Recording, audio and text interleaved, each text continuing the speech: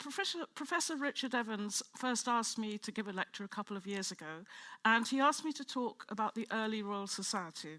So I decided I'd talk about 1667 and the Society's first history, which was by Thomas Sprat, who was a clergyman. The Society had only been founded 7 years earlier, so it hadn't really had time to have a history, which is why I've called this more of a manifesto for the future. At the time, the new society didn't really have a very definite function. It wasn't even clear that it was going to survive for very long. I think looking back, it's quite difficult to appreciate that because we all know that the Royal Society is now a very prestigious scientific organisation. So what I'm trying to do in this lecture is to go back to 1667 when this first history was created and think a bit about how people might have regarded it at the time before they knew what was going to happen in the future. I think looking back, this particular experiment in 1667 seems particularly momentous. It's when the blood from a sheep was transfused into a human being who was paid £1 for this experiment. I think it's quite surprising that both the sheep and the patient survived this particular experiment, although it was repeated and some of the people and I don't know about the animals because nobody ever reports about the animals, but 2 of the people died and one of the doctors was charged with murder. But that's quite a retrospective view to feel excited by an experiment like this. I think at the time, what a lot of people felt was that 1667 was just an awful lot better than the year before. 1666 was a time there was the plague, there was the fire, and for years people had been predicting all sorts of dire prognostications on the basis of the number 666 in the book of Revelation. 666 is the number of the beast with 7 heads and 10 horns that emerges from the sea. It says, "Here is wisdom, let him that hath understanding count the number of the beast, for it is the number of a man, and his number is 666. So with the plague and the fire, it seemed that all these predictions were coming true, and then the British lost several naval fights against the Dutch, lost several wars in succession. But then, in 1667, the poet and playwright John Dryden emerged, and he was a sort of spin doctor who converted all of this disaster into a positive message. And he wrote a long, very successful poem called Annus Mirabilis, the Year of Wonders, 1666. And his argument does seem slightly contrived. Basically, English people should be very grateful that it hadn't been even worse. And that was God looking after us, that he hadn't made it even worse than it actually was. And this, the fire in particular, gave us an opportunity to rebuild and make London the greatest city in the world. So this is one of the verses which gives us a general flavour of the poem that he wrote. "Methinks already from this chymic flame," he means the fire, "I see a city of more precious mould," so it's going to be built of stone and brick, not of wood. "Rich as the town which gave the Indies name," he means Mexico by the Indies, "with silver paved and all divine with gold." So 1667 was quite an important year. Several other things happened that year as well.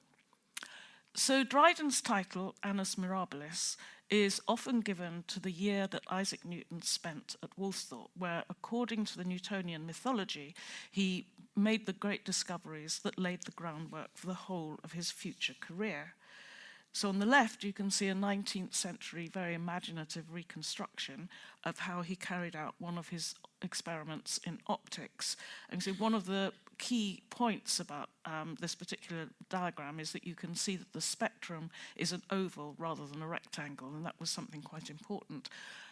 What he did in this experiment, he didn't discover that you can split light into a rainbow. Everybody knew that. What he claimed to show was that all the colours are in the original white light from the sun. They're not created by the prism that the light is passing through.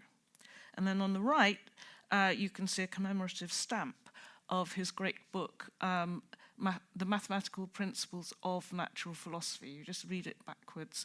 And the book didn't appear until 1687, but apparently, according to the story that he originated himself shortly before he died, this was when he sat in the garden at Woolsthorpe and conceived the theory of gravity. 1667 was also the year of publication of one of England's most famous poems, John Milton's Paradise Lost.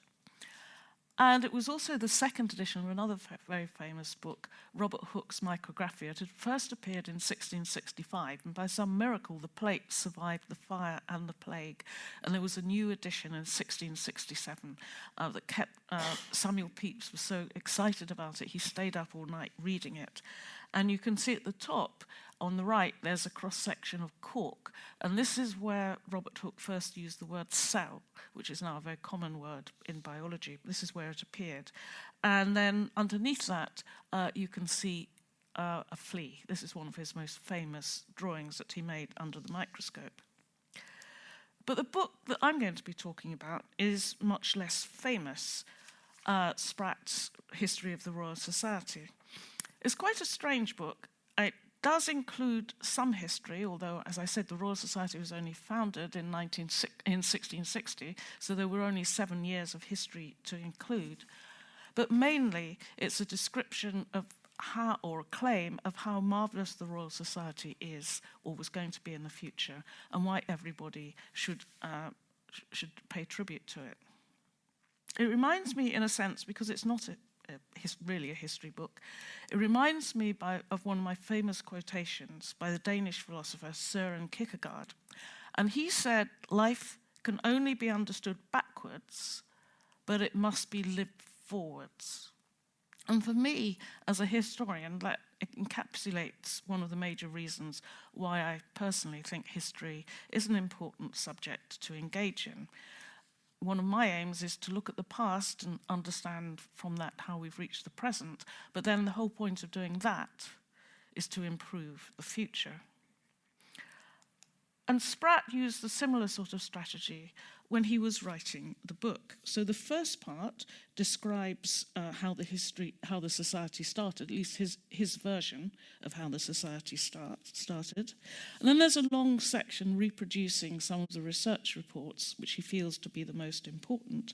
But then the key bit of the book, the bit that people pay most attention to, is when he boasted about how the society's activities would benefit the entire world. So he wrote the book to impress political patrons, and it does include some scientific information, but mainly it's a rhetorical attempt to persuade people that the Royal Society is useful and it's something that everyone should contribute to and participate in. So one way of thinking about this Royal Society at this time is as part of larger social transformations. So 1660, when the Royal Society was founded, it was just after the Civil War. The King had come back in 1660, and there was a period which is known as the Restoration, and that was the year the Royal Society was founded. It's very convenient to be able to divide history up into different periods and give them nice, neat labels like the Restoration, the Glorious Revolution, the Enlightenment. But personally, I'm rather more in favour of telling histories of continuity and not paying so much emphasis to kings and battles and changes in Parliament, but looking at greater social shifts. And one of the sort of historical theoreticians or philosophers who's been particularly influential on historians of science in the 17th and 18th century is Jürgen Habermas, whose book was translated into English, I think, in the 1980s.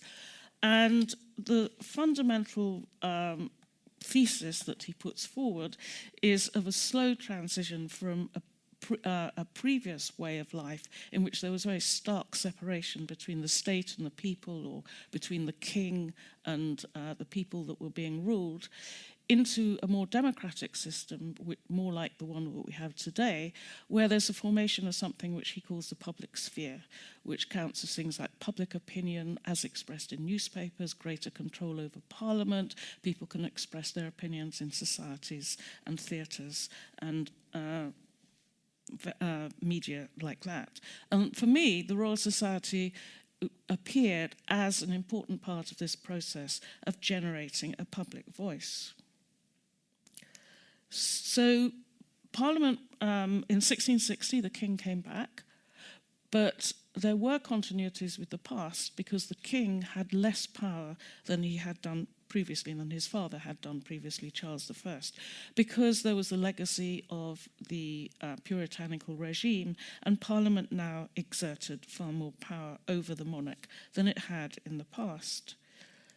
The theatres reopened, and it was significant that these plays were no longer happening in private venues. They were happening in public spaces where people could buy tickets and they could go and watch the latest ideas being discussed. But then particularly important for the Royal Society were the coffee houses, which started in Oxford in the 1650s. And this is where gentlemen met, and wasn't for women, is where gentlemen met, and they read newspapers, they drunk coffee and chocolate, they discussed politics, all sorts of plots were hatched in corners where no one could hear what was going on.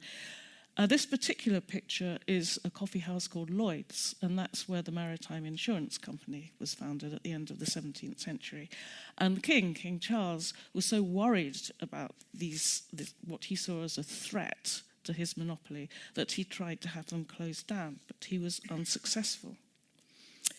And John Dryden and other members of this coffee house culture discussed the possibility of setting up new academic societies to discuss literature and art and science. One of these scholarly societies, the Royal Society, first started holding its meetings in Gresham College, which already existed.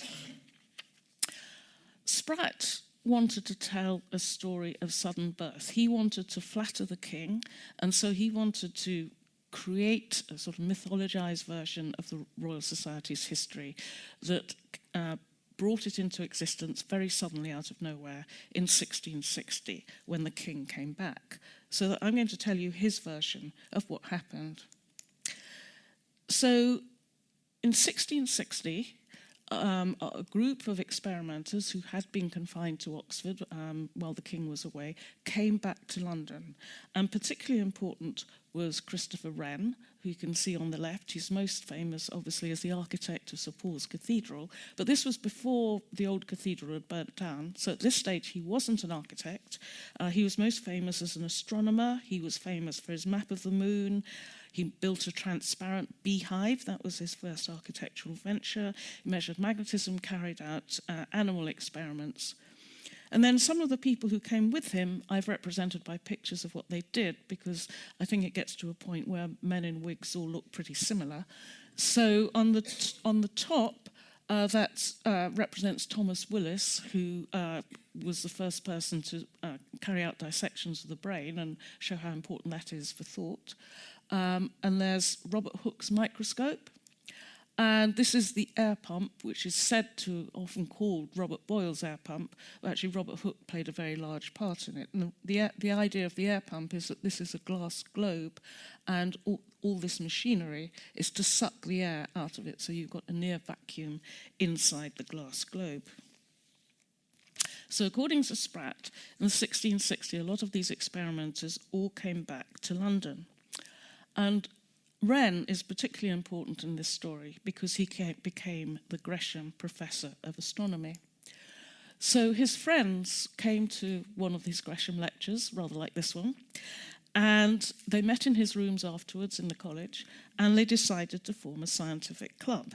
And this is the standard story of how the Royal Society was founded. And there's a long encomium to Christopher Wren by Sprat in his book. 2 years later, they received a royal charter. There's the sketch on the left, the one on the right is how it looks now, and that's still the Society's logo, nullius in verba, which means take nothing on authority, or if you want to put it in a more vernacular way, it's don't believe everything you read in books, carry out an experiment and try for yourself and see what happens. But at this stage, it wasn't at all clear what the new society was going to do. There were several suggestions. So they might set up a college, they might regulate inventions, they might turn themselves into a profitable organisation. All of these possibilities were discussed, but at various stages abandoned. So they had a royal charter, but the king was not very impressed. And this is what Samuel Pepys reported, that Charles II spent an hour or two laughing at William Petty about his boat and at Gresham College in general for spending time only in weighing of air and doing nothing else since they sat. So the fellows decided they'd better get some publicity organised. So they made Thomas Sprat, he was then a young clergyman, and he later became the Bishop of Rochester, and they elected him as his fellows. He was then in his late 20s, and they told him to get going on writing a history of the Royal Society that would raise some publicity. And there were various delays because it had to go through committees, and you know how that holds everything back. And then there was the plague and the fire, but eventually, in 1667, he got it published. And it was rather like John Dryden. In it, he promises a new and glorious future for England. So this is the book I'm going to be talking about, and I've divided the talk into two parts. First, I'm going to talk about science and society, and secondly, I'm going to be talking about a global empire. So, science and society. So, I've already explained that Sprat gave the history of the Royal Society, and then in the central third of his book, he reproduced some important reports, what he judged to be important reports on the Society's activities. And some of them were what we would very much think of being as scientific, like a telescope to look at the moon. But the ones that I've chosen to illustrate here are rather different, and they form the majority. And they're the sort of things that are based on utility. Sprat really wanted to show the Royal Society as being useful and bringing commercial benefit to the country. So at the top, there was an account of how to make wine. There was a long discussion of different dyeing processes. This is the moon. And then another one about green oysters in Colchester, not the sort of thing we associate with the Royal Society very much. This frontispiece is a really famous image. Two historians, Michael Hunter and Jim Bennett, have written a whole book about this frontispiece. And it's important because it follows the Renaissance tradition of condensing the whole message of a book into its frontispiece. So, in the centre, you can see there's the king. So it's Charles II, founder and patron of the Royal Society. And you can see that the goddess of fame is putting a wreath on his head. This is the president, and he's pointing to this, emphasising how important Charles was. The basic idea of that, of course, is to flatter the king and hope that the king will give them some money. That didn't work very well. The king never did. And that's why the history of science is completely different in England from in France, because in France, the Paris Academy was absolutely supported by the king and later by the state. But it was in England, it wasn't. If you wanted to join the Royal Society, you had to pay a membership fee. So the person on the left is the first president.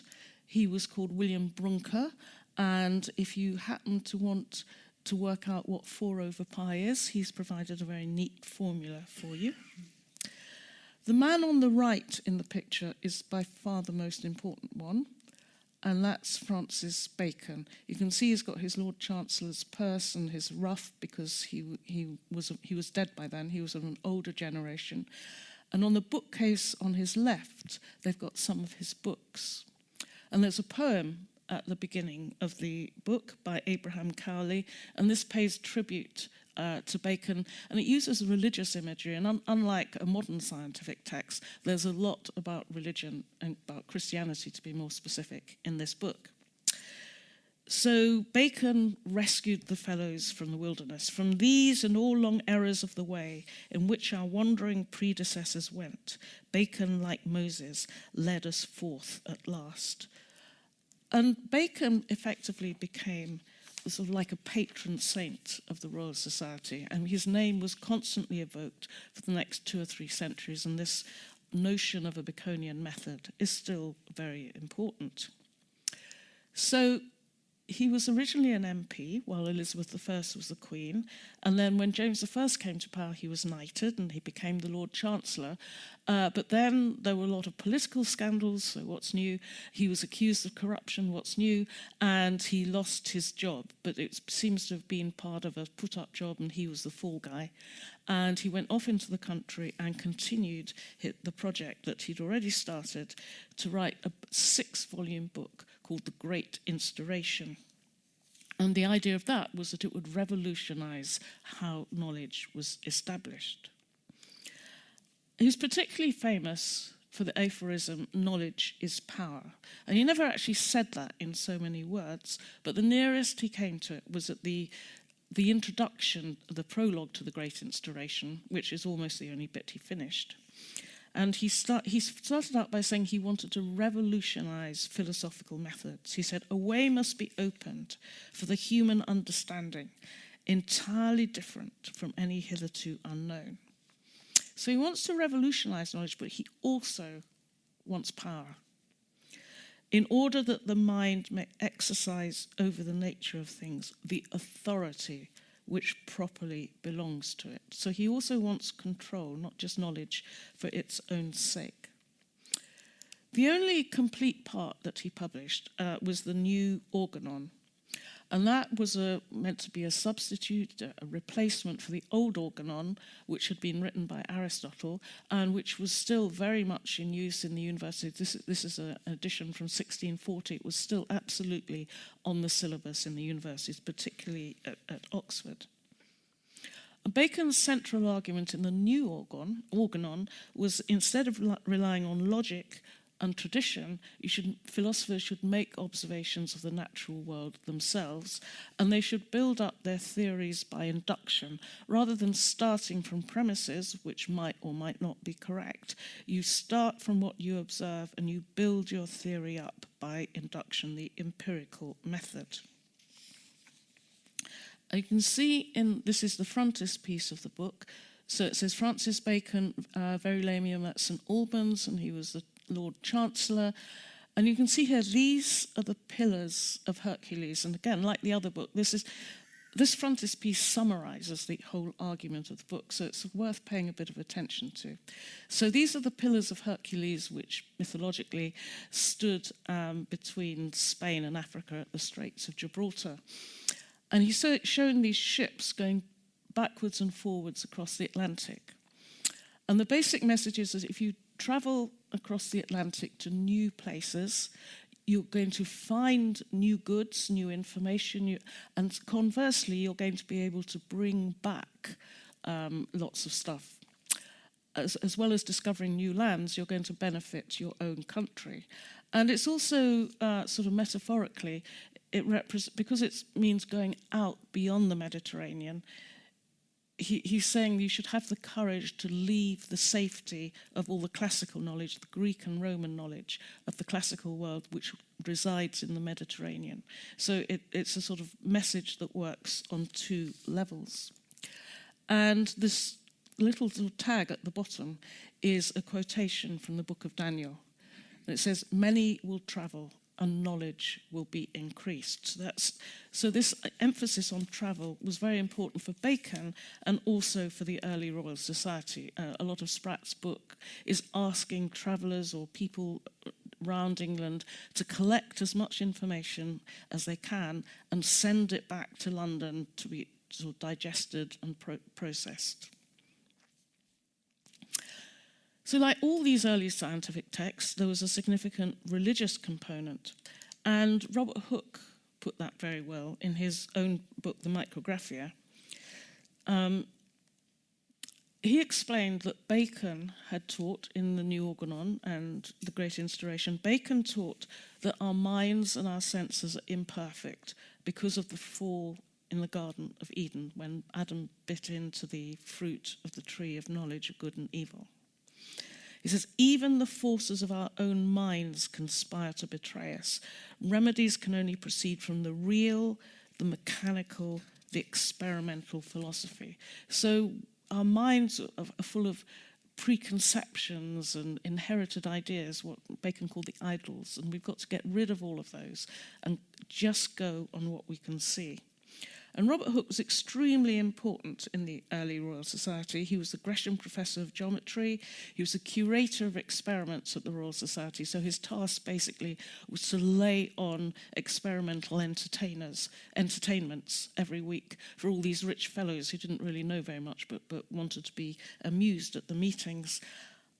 I can't show you a picture of him, which is why I put a blank frame. And the story for why there isn't a picture of him is that he and Newton were absolutely violent enemies. They each accused each other of plagiarism.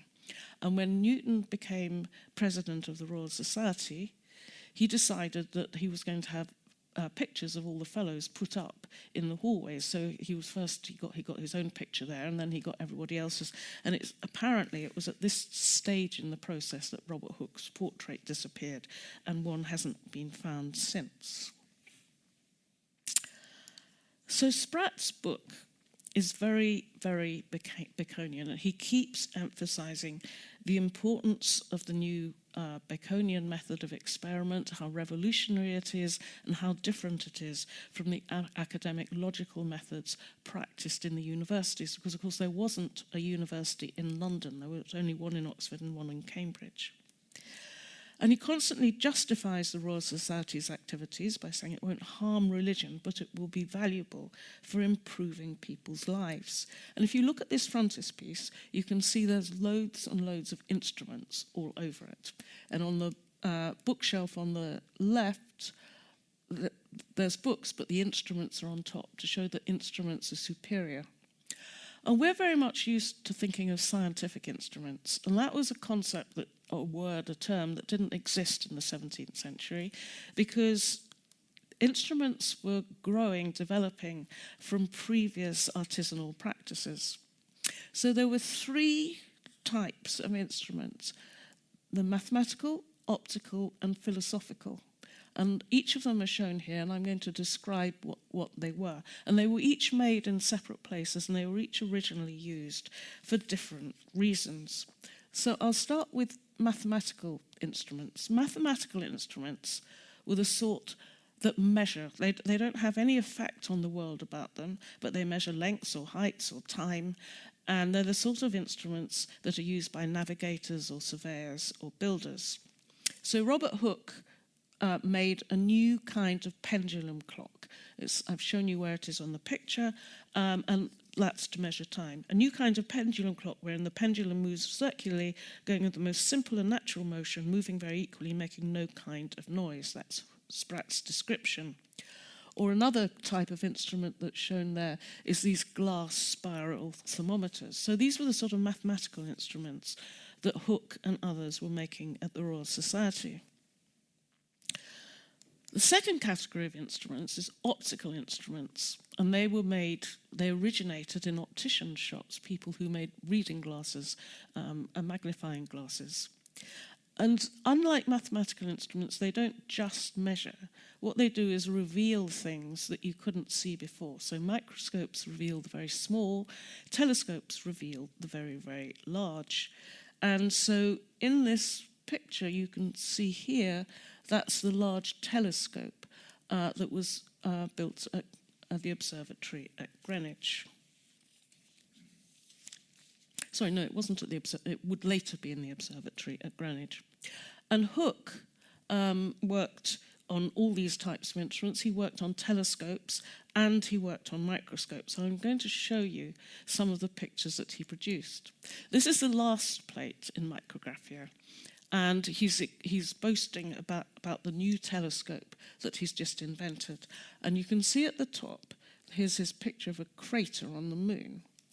And then he sort of writes in the text something like, well, I just happen to have a bit of space left on the paper, so I thought I'd show you what other people do. So that's what Hevelius does on the Baltic Sea, and that's what Riccioli does in Italian astronomy. So he's obviously pretty clear that his version's best. It's also very that he always argues by analogy. This was a very famous, very important way of arguing in the 18th century. So he said, we can see this crater on the moon, and it's obviously got sort of dips and crevices and hills, just like on the Earth, and it's shaped like a pear.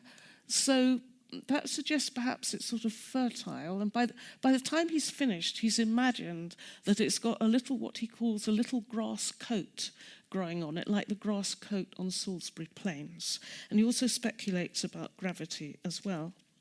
But he's most famous for the pictures that he took with his microscope. So that was the last plate, and this is the first plate. So I'm going to leave you to think for a second what it might be. There's the very first plate in the book. So the one at the top is a needle, and then there's a full stop, and then there's a razor. And the reason why he showed these three things is you can see how imperfect they are when you look at them under the microscope. And that was the point that he wanted to make, that these are all artificial things made by human beings, and they can never be perfect. In contrast, when you look at God's world under the microscope, all we see is perfection. So I'm going to show you some of the pictures. Now this ant is my favorite. And the reason is because, as he said, it was so difficult to draw. So he took his ant and he put it under the microscope lens, and unsurprisingly, the ant ran away. So then he killed an ant, but that was no good because it got all sort of shriveled. So then, I don't know how he did this. He took an ant and he stuck its feet onto a piece of paper. But then it sort of twisted and contorted around, so that wasn't any good. So then he had the perfect solution. He got a spoonful of brandy and he got an ant and he put the ant in the brandy. So what you're actually seeing is an ant that's completely drunk and comatose. The louse is a very interesting one. That sort of bar going across is one of Hooke's own hairs. Of course, things like lice and fleas were much more prevalent then than they are now. And I just put this up as an example of how beautifully he writes, as well as drawing. A louse is troubled as nothing so much as a man that scratches his head, as knowing that man is plotting and contriving some mischief against it. And ironically, he never worked out that fleas and lice were responsible for the plague. But then the most extraordinary picture, I think, this is the eyes of a fly. And on the left, you can see these little sort of lenses all over it. But the really extraordinary thing is this blow-up on the right. And what he's done is each of these little sort of white squares, I'm not sure if you can see it, but they're white rectangles with a crossbar across them. And what they are is the reflections of the window in his room. It's an absolutely extraordinary picture. So the third type of instruments are philosophical instruments, and they had to make new sorts of shops to create these philosophical instruments because nobody had ever used them before. So these were very, very much a product of the Royal Society. And you can see it here is the globe of an air pump right next to Charles's head. And this is Boyle and Hooke's air pump. At school, you might have seen experiments where there was a bell ringing inside a globe, and then they sucked the air out and the bell stopped ringing, or candles would have gone out. What they did in the 17th century was they would have put mice and rabbits inside and watched them dying as all the air came out. And unlike now, there was absolutely nothing controversial about that. What was controversial is that a vacuum is an artificial state of nature. It's what Bacon called twisting the lion's tail. And his argument was that by creating something novel that doesn't exist, you can make inferences about what really does exist. And the controversy was about whether that was a valid way of proceeding. I think the air pump remained a very, very interesting instrument. And this is a picture I know you've all seen. It's about a century later by Joseph Wright of Derby. And you've got all the different reactions. There's a cockatoo, a white cockatoo. There's a globe of an air pump. And the philosopher, the lecturer, has got his hand on the stopcock. So if he opens it, the air will come in and the bird will live. If he keeps the stopcock closed, the bird will die. Well, there's this couple over here who've just got engaged and they really couldn't care less what's happening to the bird in the stopcock. And here's the moon outside. But I think this is its pictures are marvelously emblematic of that Baconian maxim that knowledge is power. So the lecturer has the knowledge to create the vacuum, and he has the power to decide whether the bird lives or whether it dies. So I'm going to go on now talking about the Royal Society as a global empire. And this is a much more unusual way of thinking about the Royal Society, and it's this aspect of it which is very closely related to my own research. And it's a different way of thinking about the Baconian aphorism, knowledge is power. So I've already shown you how Bacon emphasised the rewards of travel. Right? Science is often romanticised as the abstract pursuit of pure knowledge. But the development of the early Royal Society was intimately linked with English imperialism, commercial activities, and involvement in the international slave trade. And what I've shown on the left are 3 illustrations of reports from Sprat. I showed you 3 before about the wine and the dyeing processes. These are 3 others. The first one at the top is a map of Batavia, or then was called Jakarta, in the Dutch East Indies. And Sprat solicited information from Jakarta about whether there's diamonds that are created there, about tortoises, about poisons and medicines and spices. This is all very useful commercial information. And then he included other information, other papers that were relevant for foreign travellers. So in the middle, there's instructions for making gunpowder, and this is a report of climbing up a mountain in Tenerife. So this is what I'm going to talk about, this sort of different aspect of many will travel and knowledge will be increased. If we go back to the frontispiece, one of the instruments that I didn't talk about, and if you look at it for the first time, what students always say, look, that's a gun. And it is indeed a gun, and Bacon sort of looks as though he's pointing at it with his left hand. And the Society did carry out lots of experiments with guns, of the ballistics, the mathematics, of how the bullet travels, and testing different theories. And Drunken himself, the president, carried out experiments on recoil. But the interesting thing about this gun is that it isn't an experimental gun. It's what's called a Kalthoff repeater, apparently. It's the only instrument in all of this frontispiece. It's the only instrument that was for commercial sale. It was not experimental. It didn't belong to the Royal Society. It was there to impress the king and the patrons of the society.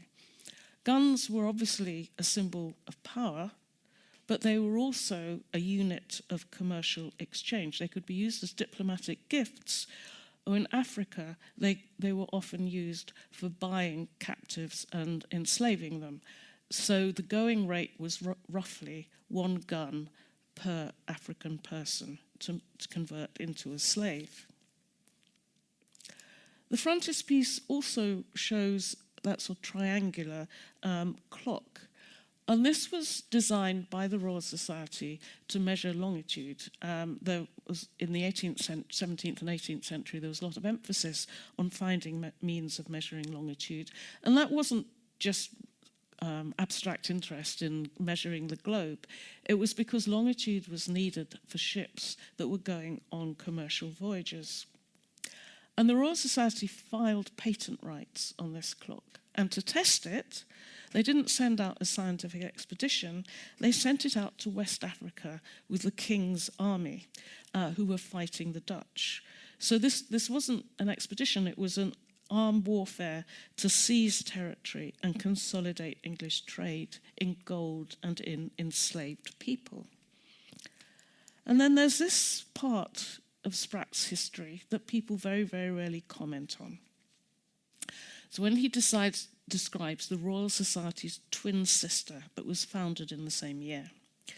The foundation of the Royal Company, to which as to the twin sister of the Royal Society, we have reason as we go along to wish all prosperity, and goes on, in both these institutions begun together. The society that he was talking about, the other Royal Society, was the Royal Adventurers trading into Africa. So on the left, there's the arms of the Royal Society. This is the Royal Adventurers' arms. You can see it's got an elephant and a castle. That was quite an old symbol, but it became emblematic of this Royal Society. You can see the two heraldic supporters are very fierce-looking African chieftains. Hardly anybody had ever been to Africa from England, and all the books and all the maps, they were all drawn by people who copied what other people said, and they didn't really know much about it. What they would have been, at this stage, very surprised to learn was that Africa was actually a very civilized, flourishing place. The West Coast was, at least. There were African rulers who were working in offices that were decorated with Dutch tapestries, Indian cloths, and silverware made from New World ores. And there were a lot of small independent kingdoms, and they traded with each other, but they also traded with India, Brazil, and Portugal. And that was all fine until towards the end of the 17th century, by the time the English and other European nations as well had been in there with guns, which obviously promoted internal warfare, but also they were purchasing a lot of the local people, particularly the men, and shipping them across the Atlantic for the slave trade. And right from the very beginning, the Royal Society, as Sprat said, endorsed the activities of the Royal Adventurers trading into Africa. And there were also a lot of people, fellows of the Royal Society, were also themselves involved. They were directors of the other company. So there was considerable overlap between them. And Sprat went on, in both these institutions begun together. Our king has initiated the two most famous works of the wisest of ancient kings. By that he meant King Solomon, who at the same time sent to Ophir for gold and composed a natural history from the cedar to the shrub. So the Royal Society was responsible for the natural history, and then the Royal Adventurers was to go to Ophir, to Africa, for gold. The Royal Company of Adventurers had a new charter in 1663. And this is what its charter allowed it to do. It gave it a monopoly on people as well as material goods. So the king gave his royal charter. It's a bit like the only real surviving example of companies with a royal charter is the BBC, which is a sort of combined sort of public-private enterprise, and there's a charter that's renewed every few years.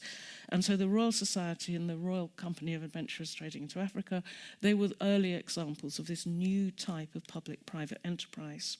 So the king said that the traders into Africa should forever after use and enjoy all mines of gold and silver which are to be found, and the whole entire and only trade for the buying and selling, bartering and exchanging of, for or with any negroes, slaves, goods, wares and merchandises whatsoever to be vented or found at within any of the cities. So all the Europeans, including the English, felt free to come in, grab bits of Africa and take all the people, the gold and the other resources that they could find. So this is a map that was produced in the early 18th century. It's a new map. It was published by the Royal Society on the basis of their measurements in Africa. And you can see it. You see here's Isaac Newton, sort of giving his blessing to it. And you can see this cartouche at the bottom is a fictionalized version of Africa. I don't know if you can see, but there's sort of exotic animals. There's a very fierce, half-naked looking man. And then there's this sort of cornucopia pouring out gold and spices and other products. But maps are usually seen as a product of scientific exploration.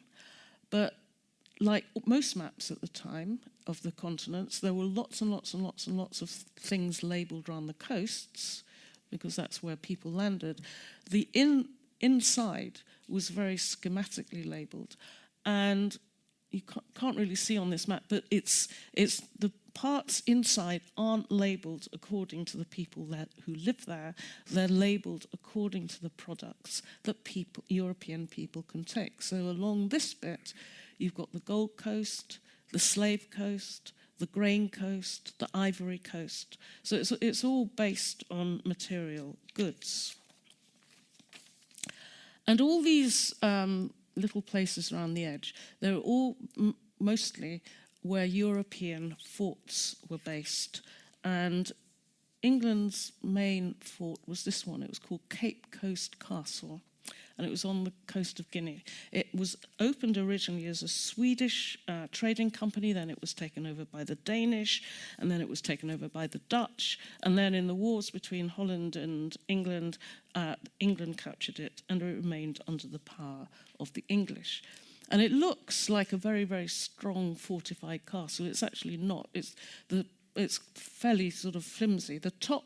All this top story has got very nice apartments for all the people who work there. There are lots and lots of Europeans who work there. The real point of this is underneath. There's a very, very large dungeon which holds about 1,000 people, and that's where all the African captives were put before they went out of what's called the door of no return, and they were shipped across the Atlantic Ocean. And I mentioned earlier that symbol of the elephant and castle. So you can see here it's on an ivory tusk that's been shipped back to Britain. And this is a guinea. The coin is called a guinea after Guinea in Africa. And so this is James II. And you can see the elephant and castle here. And this elephant and castle, or else the initials DOY for the Duke of York, James II, was branded on people as well. But I didn't want to show you a picture of that. You just have to imagine that. And so in 1665, you can see that a quarter of the company's revenue arose from trading in people. So as well as an overlap in personnel between the directors of the Fellows of the Royal Society and the directors of this company, the Royal Society also used sort of networks, the trading network around the world, and particularly in Africa, to gather information. So, for example, Isaac Newton, when he was correcting Principia, and he wanted to collect measurements of the tides, so he had a lot of correspondence with people who belonged to the East India Company or the Royal African Company, and who were based out in Africa and different places around the world. So by gathering information in this way, it's clear that imperial possession, commercial expansion, and scientific research were closely linked. And I just chose one example because it's from 1667 by Abraham Hill, and it's a questionnaire that he gave to all the travellers that were going out to Guinea. And some of them you might think of as sort of scientific questions, like, for instance, the last one, number 9 at the bottom, is sorry, is it true that Africans get worms from drinking polluted water? But several of the other questions are very clearly commercial, so that this one, for instance, number 3, is whether the gold there be of very different fineness, and that which is uppermost in the mine be the finest. And then the next question, number 4, is about palm, whether the palm affords them wine, oil, vinegar, soap and bread, and out of the leaves they pick threads, making thereof very curious work. So in a sense it's an anthropological question, but it's also very much a question with the England's financial benefit in mind. That same year, 1667, there was a group of merchants presented a petition to Parliament. And they were very angry, and they were arguing that the monarch's powers should be reduced because the Royal Society's twin sister, the Company of Royal Adventurers Trading into Africa, held a monopoly over the gold and the people that were being shipped across the Atlantic. And what these merchants argued was that this was pushing up the price of enslaved people, so the plantation owners were suffering because they were having to pay far too much money to buy enslaved peoples. and this is how they put it. Formerly, there's always been a freedom of trade for all His Majesty's subjects for Negroes on the whole coast of Guinea, by reason whereof the said plantations in the Americas have been plentifully supplied with Negroes of the best sort, and at an indifferent rate, so cheap, to the great increase of the said plantations and the advantage and profit of this crown and nation. So they were arguing that this royal monopoly should be removed. And then this was finally consolidated in 1666 after the Glorious Revolution. So you've got this sort of rather paradoxical, ironic situation that being English and being free and having liberty means that you've got the liberty to trade in people who are enslaved, that all free British people should have that right, not just the monarch. So I'll finish with a quotation from Sprat's history, so illustrating what the fledgling Royal Society aimed to bequeath to us, to the future. This is what they aimed. English gentlemen are to know that traffic and commerce have given mankind a higher degree than any title of nobility, even that of civility and humanity itself. In those coasts whither the greatest trade shall constantly flow, the greatest riches and power will be established. So this is a very Baconian sermon that clergyman Sprat was preaching. But that was what the Royal Society was aspiring towards in 1667, when it was by no means clear that it would become the very prestigious scientific organisation that it is today. So I'll stop there, and if anybody would like to ask me questions, I will try to answer them.